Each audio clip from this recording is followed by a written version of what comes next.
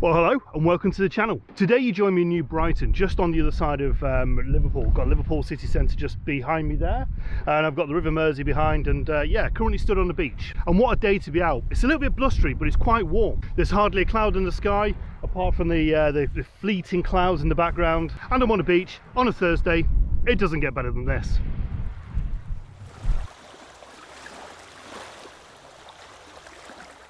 Just moved around a bit. It's getting a little bit breezy as I've got the groins behind me, and I think the wind's coming round and yeah, just sort of blowing on the microphone. So apologies about the sound, but yeah, I can't really do much. The more I move around, the tide started to come in as well. So I've got water or wind.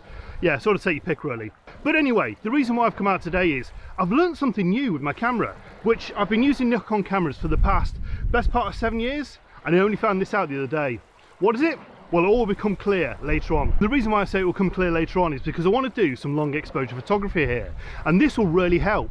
So I may be teaching you how to suck eggs on this. You may already know about this inbuilt feature in the Nikon cameras. I'm not sure about the Canons, not sure about the Sonys. Like I say, I only discovered this the other day, so I'm going to put it to the test. But first, let's get some B-roll, let's get some music, and yeah, explore New Brighton.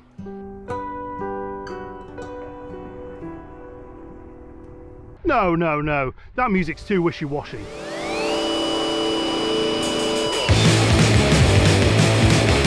Ooh, that's a bit heavy. Something in between?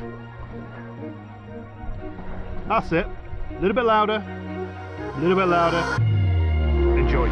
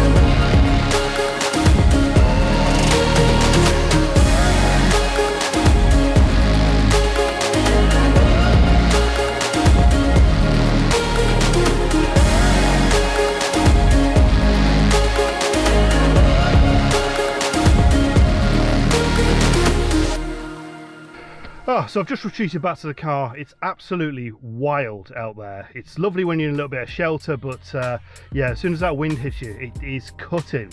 So I've just come back to the car, I've got a drink, and I'm going to head out in a little bit now. I'm way early. I mean, it's what, 5 o'clock now. High tide's going to be about 8:30, and sunset around about 9 o'clock, 9:30. So I've got bags of time, loads of time to sort of explore around, and yeah, just sort of work out what I'm going to come up with later on this afternoon. So the reason for this video is, as I've said at the beginning, there's a feature on the Nikon cameras, and again, apologies, I'm not sure if it's on the Canon or on the Sonys, but because I've only ever used Nikon, I've only found out this the last couple of days, and it's a way to take long exposures. A majority of cameras have an exposure time up to 30 seconds. If you want to go above 30 seconds, you need an intervalometer. But what happens when you come out with your intervalometer, or you've left it on since last week's shoot and the batteries have died, which has happened to me more times than I can possibly imagine. Up until a couple of days ago, I thought, well, you're quite limited to 30-second long exposures, which are fine. But if you want to go a little bit further, how do you break away from that? Well, the feature I've been using on the camera to get those long exposures for today, and the ones I'm going to be working on through tonight, are all part of this. Let me explain. So I've got the Nikon D850 here, plunked on the car seat, and as you can see by the display there, it's displaying 30 seconds, or it's just gone off now because the timer's gone. Let me just put that back on. Boom, there we go. So it's 30 seconds. If you spin it one more time, you get into bulb mode, which is where you would normally use intervalometer. Well, if you go one step further, you get two little dashes. And then what that means is that you're on timer mode. Now this is the bit I didn't understand. As you can see by the back of the display, it now displays time. Now what happens when you press that shutter, it will take the image, but it won't finish taking the exposure until you press that timer again.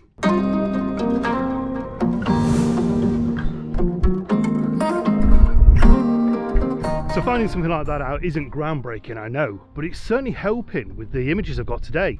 I purposely not come out with the intervalometer, and yeah, I just wanted to see whether it actually worked as well. So I'm just making my way around here. Two reasons: light's not very good, and the couple behind me are having a domestic.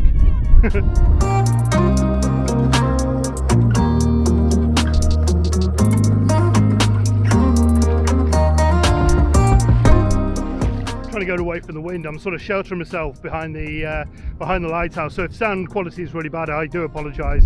I have forgot the dead cat, the cover for the microphone, so yeah, it's trying to just get a couple where I can at the minute. But anyway, I'm going to focus over the next couple of hours now, just take some images. It's a place I've been to a number of times, but I'm going to use this feature, this timer feature. Again, something that I didn't know existed, and yeah, it's quite interesting actually. I've been with Nikon for best part of 7 years, and I've never known it. I've never actually used it. So I just saw those two little dashes on the top of the camera were, I don't know, some type of function, but I didn't realise it was a timer. So I'm going to concentrate now, getting a couple of images, and yeah, just sort of wait around here till sunset, and hopefully we'll get a bit of a sunset. There's no cloud in the sky at all. It's pretty bright and pretty unadventurous, but yeah, while I'm here, I'm going to take some images, and we'll see what we'll come up with. But let me know in the comments if you actually knew about that feature. It'd be really interesting to hear whether sort of I'm the last person that's found out about it. Maybe I am. So what am I saying about this feature? Are we going to chuck away our intervalometers? Is it something that's revolutionary? Is it something that's going to change photography? No, not at all. It's just there as a backup. Many a time I'll come out to a location, I would have left the intervalometer on and the batteries died of it. I'd not had any replacement batteries in my bag, and I thought I was limited to the 30-second long exposure. But no, with that, obviously I'll be able to do as long as I like, providing I keep the timer. Now there is an argument as well, you've got to press the shutter button twice. But again, the longer the exposure, the less interruption you'll have, even if you just get a little bit of camera shake when you're turning that exposure off. So I wouldn't really worry too much about that. So yeah, it's just a tool. It's just another thing in my arsenal as a photographer to not be limited by if I've lost my intervalometer or run out of batteries. It's just a bit of a tool that I suppose I can utilise. But the whole point of today is just sort of seeing whether I can actually get used to using that, and whether it's something I can use in the future. More of a backup. I tell you what, this place is so dangerous. Being here now, I mean, I've got my wellies on, so I'm fairly safe, but the tide is coming in so quickly. It really does take you by surprise. A couple of minutes ago, this area behind me was basically just beach, but yeah, it's a bit of an inlet leading towards the lighthouse, so yeah, it's filling up very, very quickly.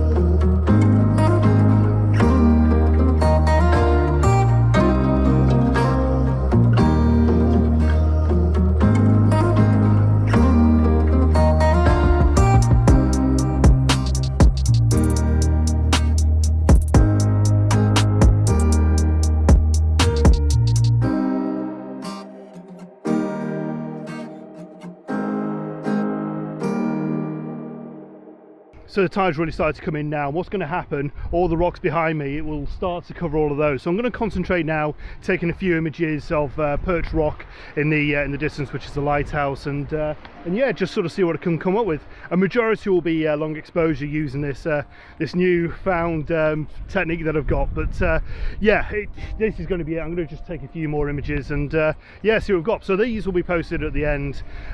So I'll do my outro now. There'll probably be a bit more sort of b-roll to come, but yeah, I'll do the outro now, concentrate on doing the images, and yeah, I'll see you very, very soon. So yeah, from New Brighton, perched rock, yeah, on these rocks on this beautiful day, beautiful windy but gorgeous sort of fresh day. It's time to say goodbye. If you haven't done so already, please consider subscribing. It'd be great to have you on board of the channel, and if you like this video and yeah, if you manage to get something from this, give me the thumbs up. Also, let me know in the comments as well if you knew about this technique. It'd be interesting to see if anybody's taken away from this and sort of knew that certainly the Nikon cameras had it. But also let me know if your brands have got it as well, if Sony or Canon or any of the other major manufacturers actually do this option on the cameras. So yeah, it'd be great to hear. So yeah, like I say, it's time to say goodbye. All the best. New video coming out very, very soon. So I'll see you on that one, I guess. Take care. Bye bye.